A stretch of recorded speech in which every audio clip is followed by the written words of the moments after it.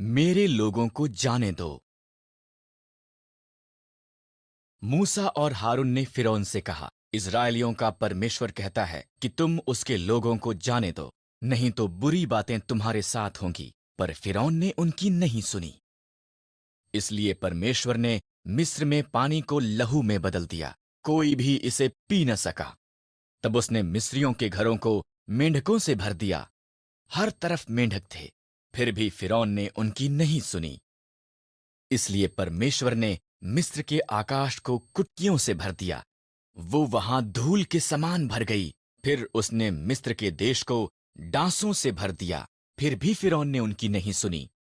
इसलिए परमेश्वर ने मिस्र के जानवरों को मार दिया, घोड़े, गधे, ऊंट, भेड़ें और बकरियां सब मर गए। फिर उसने मिस्री लोगों को फोड़े से पीड़ित किया, फिर भी फिरौन ने उनकी नहीं सुनी। परमेश्वर ने मिस्र की फसल का नाश करने के लिए ओलों की वर्षा भेजी, उनकी जौ और सन्न की फसल नष्ट हो गई।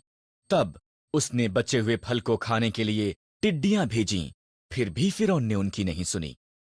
इसलिए परमेश्वर ने देश में अंधकार भेजा, फिर भी फिरौन ने उनकी नहीं सुनी। परमेश्वर ने कहा, मैं मिस्र में प्रत्येक पहिलौठों को मार दूंगा और सभी पशुओं के पहिलौठों को भी।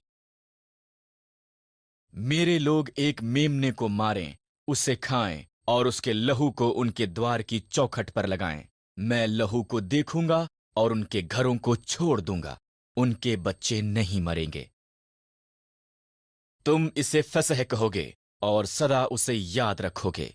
इस्राएलियों ने परमेश्वर की आज्ञा मानी, पर मिस्रियों के पहलौठे मर गए, यहां तक कि फिरौन का पुत्र भी। अंत में फिरौन ने सुनी और उसने इस्राएलियों को जाने दिया।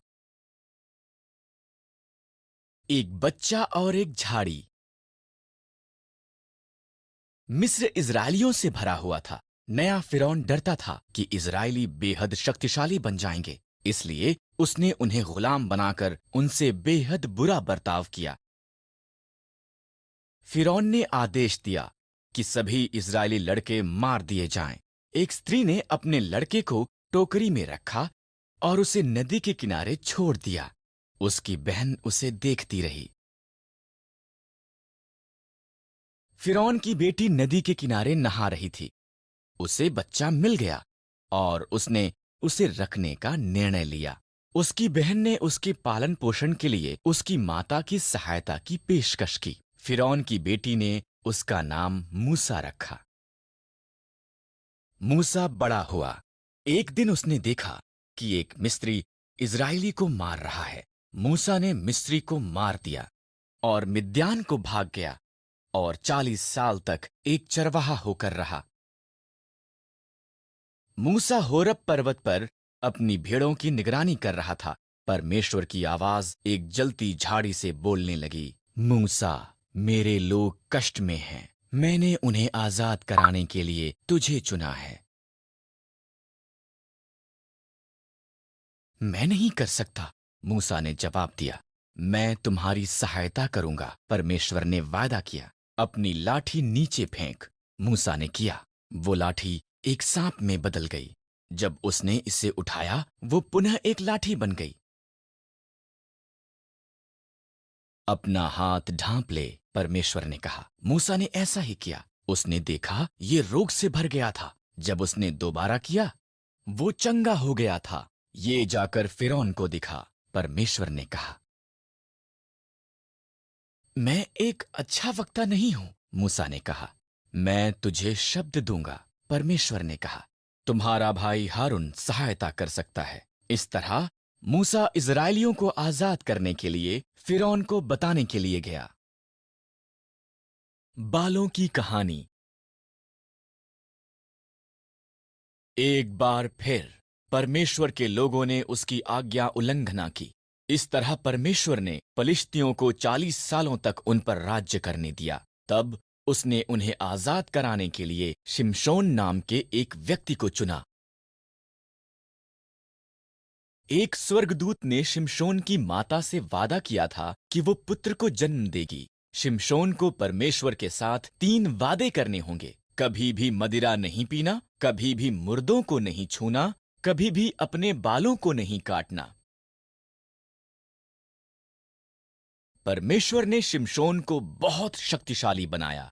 उसने एक सिंह को मार दिया और मधुमक्खियों ने उसकी लाश में शहद बनाया।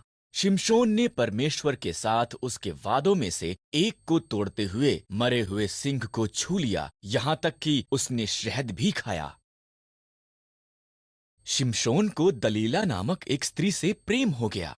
पलिश्तियों ने ये बात पता करने के लिए कि क्यों शिमशोन इतना ताकतवर था, उससे बहुत सा धन देने का वादा किया। उसने बार बार इसके बारे में उससे पूछा। अंत में शिमशोन ने दलीला को उसका रहस्य बता दिया। अगर मेरे बाल काट दिए जाएं, तो मेरी ताकत चली जाएगी। इसलिए जब वो सोया हुआ था, दलीला ने एक व्यक्ति को उसके बाल काटने के लिए बुलाया। शिमशोन की ताकत उसमें से चली गई। जब पलिश्ती आए, उन्होंने आसानी से उसे पकड़ लिया। उन्होंने उसे अंधा कर दिया। तब उन्होंने उसे जेल में डाल दिया और भारी चक्की पीसने का काम दिया। धीरे धीरे शिमशोन के बाल पुनः बढ़ गए। पलिश्ती उसे उनके झूठे देवता दागोन का उसे हराने में धन्यवाद करने के लिए उनके मंदिर में लाए। शिमशोन ने परमेश्वर से कहा कि एक अंतिम बार उसे ताकतवर बना दे। शिमशोन दो खंभों के बीच खड़ा हुआ और उन्हें धक्का मारा। मंदिर गिर पड़ा। पलिश्तियों के साथ साथ शिमशोन भी उसमें मर गया। शिमशोन ने अपना वादा पूरा नहीं किया, पर परमेश्वर ने अपना वादा पूरा किया।